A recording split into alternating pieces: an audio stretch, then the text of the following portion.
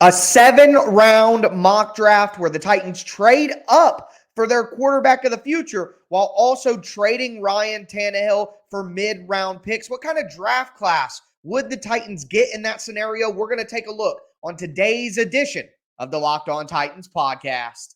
Let's get it. You are Locked On Titans, your daily Tennessee Titans podcast, part of the Locked On Podcast Network, your team every day.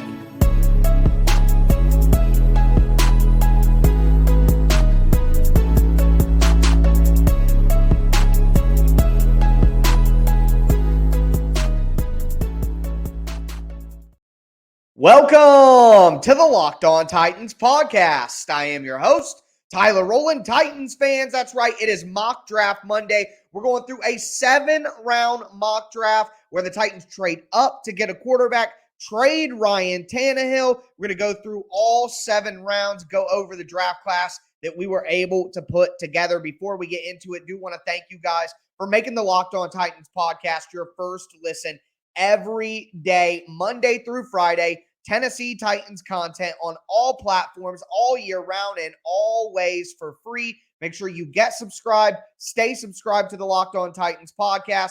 More Titans moves are going to be coming in the future, and it's time to start our free agency preview. So on tomorrow's show, we will begin that odyssey there, going position by position through the free agent class to see who would fit for the Titans at the top of the market, in the mid tiers, and some bargains that will be there as well. So we're going to get into all of that later this week. But for right now, it is Mock Draft Monday. We're going to dive into a 7-round mock draft.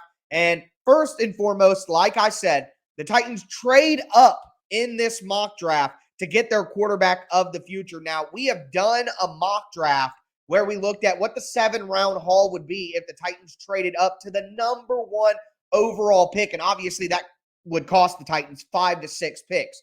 But we saw a more realistic option for the Titans from a mock draft from the 33rdteam.com. And we talked about that last week. But now I want to put that into practice. What if the Titans didn't have to trade up to number 1 to get their quarterback of the future and instead could trade up to number 6? So here's kind of what happens.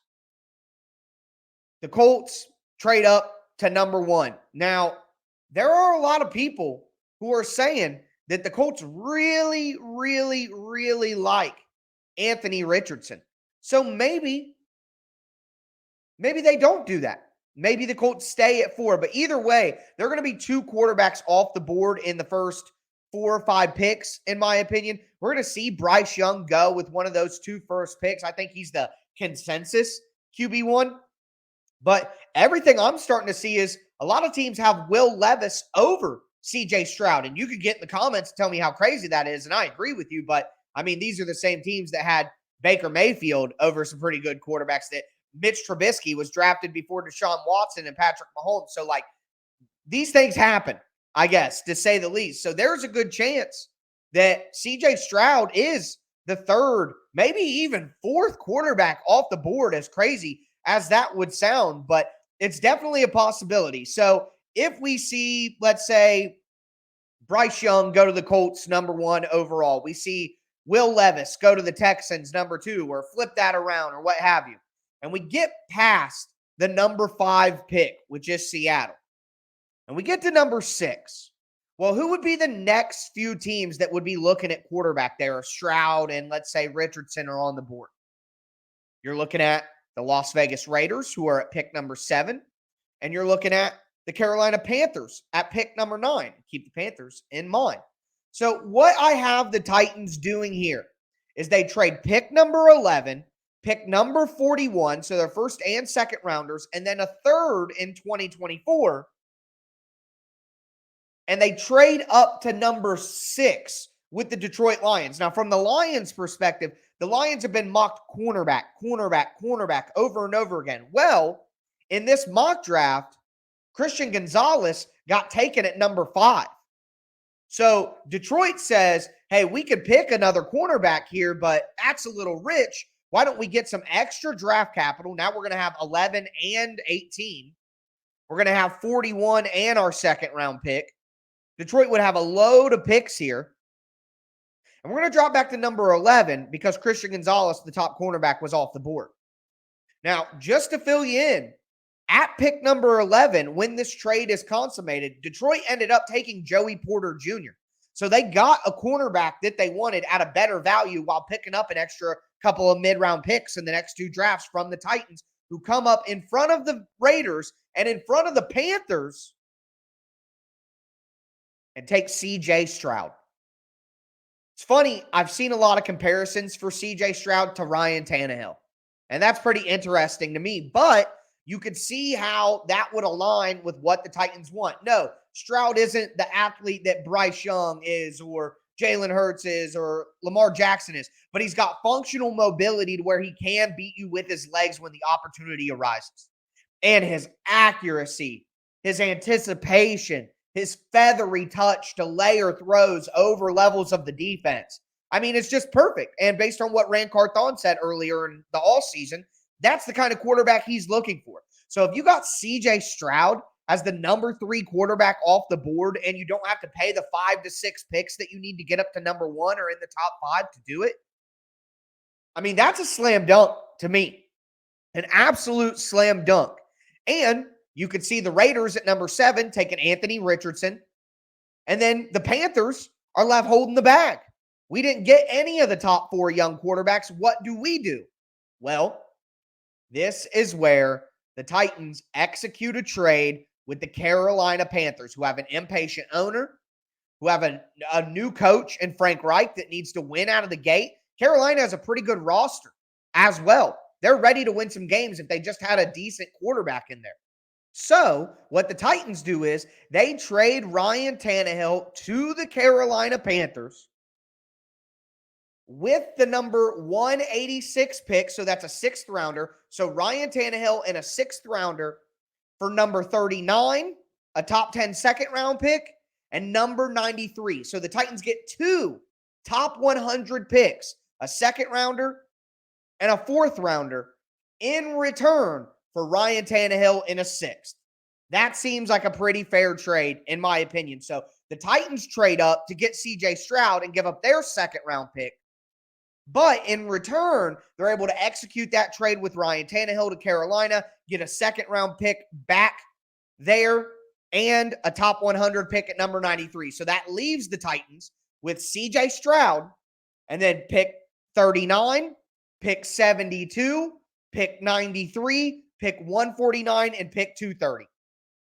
So the Titans still have 5 picks to work with while having their quarterback of the future and saving $18 million on the salary cap by trading Ryan Tannehill. Let me know what you think about that sort of swap and that sort of situation. Now it's time to figure out what kind of draft class can the Titans put together with their 5 remaining picks. We're going to dive into that in just a moment. Before we do, want to let you know that today's episode is brought to you by FanDuel. FanDuel is the number 1 sports book in America. And yes, football season is over, but it is the perfect time to get in on the NBA season. After the All-Star break is when the NBA season really kicks off anyway. So it's a perfect time to jump in. And right now, new customers get a no-sweat first bet up to $1,000. That's bonus bets back, even if your first bet doesn't win. Just download the FanDuel Sportsbook app. It's safe. It's secure. It's super easy to use. You can bet on everything from the money line to the point spread to how many points a certain player is going to score to how many three-pointers a certain guy is going to make. I love the single game parlays for NBA.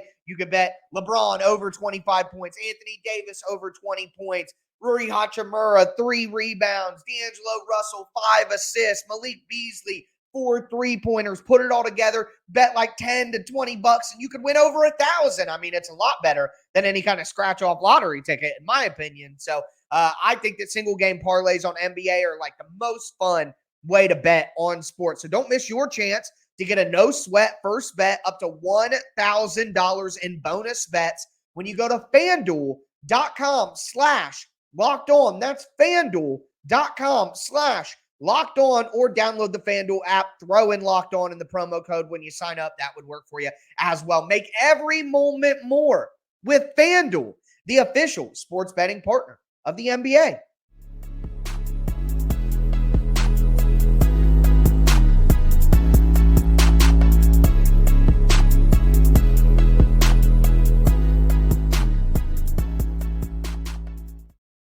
Titans fans, just a recap for you. We got CJ Stroud at pick number 6 by trading pick number 11, pick number 41, and a future third rounder. We move up to number 6 and take CJ Stroud. After that, the Titans trade Ryan Tannehill in a 6th round pick, number 186, to Carolina for pick number 39 and pick number 93. So as we stand, the Titans have 5 picks remaining in the draft.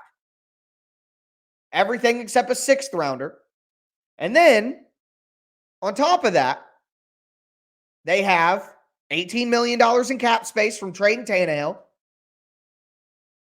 And I mean, your quarterback of the future. You got him. And next year, the Titans have $50 to $100 million in cap space. Still have a good amount of their draft picks, including their 1st and 2nd rounder. And you have 2 all seasons to immediately turn this team into an instant contender again. I mean, this is the start of doing that. So where do we go from here, though? So we have CJ Stroud. Now we got to dive into pick number 39. And I got to tell you guys, this was a tough one for me. So some options I had at pick number 39. I had Steve Avila, the guard. I had John Michael Schmitz, the center. Could go interior offensive line. Darnell Wright at offensive tackle also could have made some sense as well out of Tennessee. There were some edge rushers available. Will McDonald, Andre Carter. I mean, those are 2 good outside linebackers. Josh Downs and Kashawn Butte, they were available from the guy from LSU. And then, of course, Josh Downs from North Carolina. They were available at wide receiver. But for me, I'm sticking at offensive line. And look, you kind of got to know how free agency goes to make these decisions. Look, if you want to replace one of these picks with Avila or John Michael Schmitz because you think the Titans are going to go even more tackle heavy in the draft, then that's perfectly fine. But for me, I went DeJuan Jones out of Ohio State. Basically what the Titans hope to get in Isaiah Wilson, they're going to get in DeJuan Jones. A monster, massive man at offensive tackle, 6'8", long arms, strong hands. He's got incredible experience as well. Nearly 900 snaps at Ohio State the last 2 years. He's a guy who's got good feet for a man his size, and he'll just drive you off the ball. Okay? What the Titans thought they were going to get in Isaiah Wilson, they can get in DeJuan Jones at pick number 39. And he was incredibly impressive at the Senior Bowl as well, dominating in individual matchups. So, would love to do that. What you can do from that point is you can move Nicholas Petit-Frere over to left tackle, sign Dalton Risner at left guard, bring Nate Davis back, and then you can have Aaron Brewer and Corey Levin battle it out for center. So NPF, Dalton Risner, or if you like somebody different like Isaac Samola or Daniel Brunskill or, there's a bunch of different options. But let's say you go Nicholas Petit-Frere, free agent left guard, Aaron Brewer and Corey Levin battle it out for center. Nate Davis is back at right guard, and then you have DeJuan Jones at right tackle. You could also flip that around, and you could go, if Nate Davis isn't re-signed, you could go DeJuan Jones at right tackle, move NPF into right guard, Brewer or Levin at center, and then go free agent guard and free agent left tackle. That's an option for you as well, for sure. But I love DeJuan Jones. He's exactly what the Titans are looking for in a right tackle. They've been looking for it for years, and they can finally get it here. And to be able to get CJ Stroud, save $18 million, and still get an offensive tackle that can be a starter in the future, I mean, it's hard not to like what you're seeing here. So DeJuan Jones, found a way to get him in here, and DeJuan Jones is the pick at number 39. That moves us forward to 72. And we got a quarterback. We got an offensive tackle. You know what time it is, folks. It's time for wide receiver, and I went with Rashee Rice. Rashee Rice, the wide receiver out of SMU, 6'3", 206 pounds. I love Rashee Rice. And look, he's got his drawbacks that'll lead him to being a mid-round pick for certain. I mean, he's not an insane athlete. He doesn't have the greatest release package at the line of scrimmage to get off. There are some plays in there where maybe he's not running his route as hard as he needs to go. But at the end of the day, you got a 6'3" wide receiver, 6'2" and some change, with incredible body control, incredible ability to vary his route speed in and out to set up cornerbacks. He's got great ball skills to go along with that body control. He just plucks the ball out of the air, finds a way to win in contested catch situations. I saw a comparison of Adam Thielen to him. So if you have Treylon Burks as your number one first-round wide receiver, who has shown he's going to be a great threat down the field, and then you bring in a guy like Rashee Rice, who can run excellent intermediate routes, is going to get open, catch the ball, be a possession wide receiver with still some good strides and some good speed. At that size, at that height, you combine that with Kyle Phillips, the consummate slot receiver. I think you're starting to work on getting the wide receiver group back together. You add in a free agent wide receiver as well. I've been high on Allen Lazard. Even if you go lower, like Mac Hollins as your number 4 wide receiver. I mean, that's a solid group. It's not the best in the world, but the Titans aren't going to flip this from one of the worst groups in the NFL to one of the best. But Burks, Rice, Phillips, a Mac Hollins, maybe bring back NWI instead of Mac Hollins. That's an option. I think that's a pretty decent group. I like what Rashee Rice can bring. So I love that pick right there. So you get DeJuan Jones at number 39. You get Rashee Rice at number 72. And look, Andre Carter was still there. Nick Herbig, the edge rusher from Wisconsin, was still there. Eli Ricks, Jack Campbell were some guys on defense. Tank Dell, Cedric Tillman, Andrew Voorhees were all options on offense. But I went with Rashee Rice because I think he's got the highest upside and the highest floor of anybody that was available at that pick. Rashee Rice is going to come in right away and be a professional wide receiver. And that's what the Titans need. Somebody to come in right away and be able to help. And he can do that opposite of Treylon Burks. So getting CJ Stroud, not killing your draft pick assets for the next few years, saving $18 million on Ryan Tannehill and getting a quarterback in Stroud who is not that much worse than Tannehill right now. Still getting an offensive tackle who can handle the right side for the next 5 to 10 years. Still getting Rashee Rice. I mean, this draft, I had a good time putting it together. Fantastic time. But we're going to continue because we got to go through our 3 remaining picks in the late rounds. And I thought I got some great value in there as well. So before we get into that, do want to remind you guys that I am going to start the free agency preview this week. We're going to be looking at quarterback, running back, wide receiver, tight end, offensive line, defensive line, linebackers, edge rushers, cornerbacks, safeties, every single position we're going to go through. We're going to look at the top options on the market money-wise. We're going to look at the mid-tier options money-wise. We're going to look at the bargains that are available as well. So make sure you don't miss that. Get subscribed and stay subscribed to the Locked On Titans podcast for Monday through Friday, Tennessee Titans content on all platforms all year round and always for free. We're going to talk about the end of the draft in just a moment.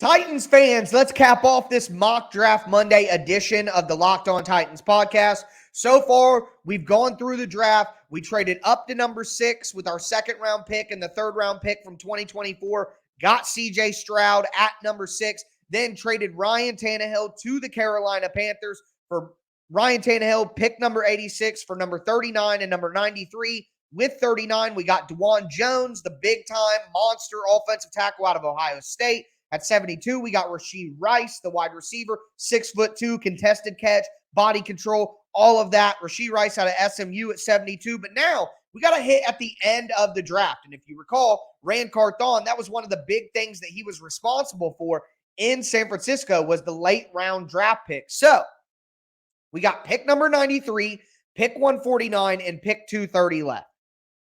At pick number 93, there wasn't a lot of value there for interior offensive line, not a lot of value for tight end, not a lot of value for cornerback. So I went for another spot that the Titans truly do need some depth at. And especially, I think they are going to cut Bud Dupree by the time the draft happens. So for me, I went with Nick Herbig, the edge rusher from Wisconsin. Now look, Herbig is an interesting study in the draft. Some people think that he's got to move to off-ball linebacker. He's not big enough. He's not long enough to play edge rusher.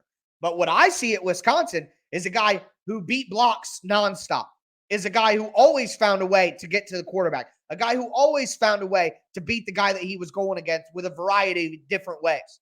He's just a guy who finds his way to the quarterback. So look, maybe you could transition him to off-ball linebacker. But as I feel about a lot of guys who play offensive tackle and people say, oh, he needs to move to guard, let him play the position that got him here.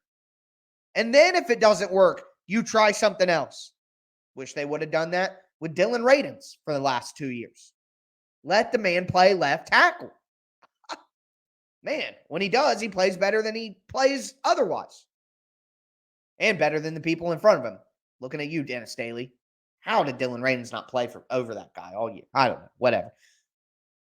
Water under the bridge. But with Herbig, I'm going to let this man play edge rusher. I'm going to let him be a rotational rusher to come in on certain third down packages, rotate in just for spelling guys and giving them breaks. And let's see what he does. Okay, now you add in the added value of Herbig is an exceptionally good athlete. He's great in space. He didn't play a lot of man coverage, but he showed when he dropped in zone coverage that he has the ability to swivel his hips and do the job. Well, in the Titans' defensive scheme, outside linebackers and edge rushers have to drop into pass coverage quite a bit because the Titans run their simulated pressures and their zone blitzes.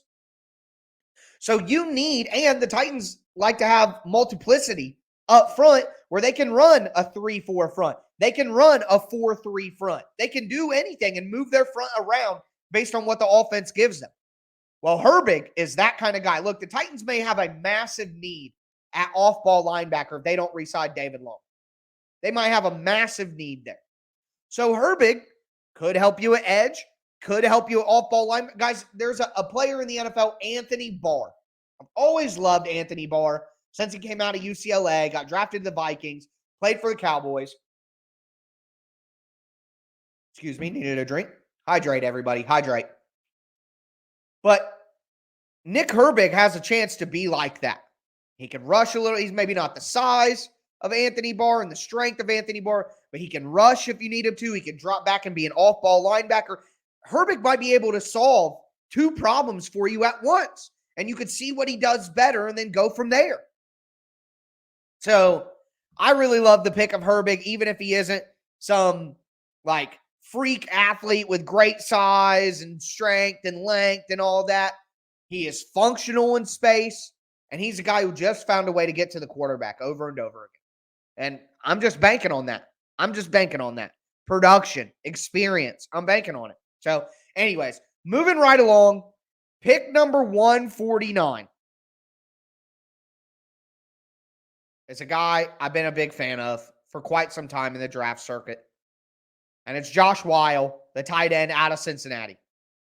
Look, he's a little slender. You can see from the picture if you're watching on YouTube.